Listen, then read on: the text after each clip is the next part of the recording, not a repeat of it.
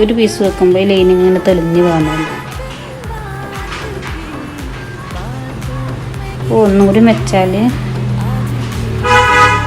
ഭംഗിയുണ്ടാവും. അപ്പം അങ്ങനെ 2 പീസാക്കിയിട്ടാട്ടോ വെക്കുന്നത്. ഫ്രണ്ട് പീസ് ഈ വർക്ക് പീസും ഉണ്ട്. പിന്നെ അതിൻ്റെ അടിയിൽ ഇതേപോലെ തന്നെ ഒരു പീസും കൂടി കൊടുക്കാൻ വേണ്ടിയിട്ട് പ്ലെയിൻ നെറ്റിലും ഒരു പീസ് കട്ട് ചെയ്തെടുക്കുകയാണ്.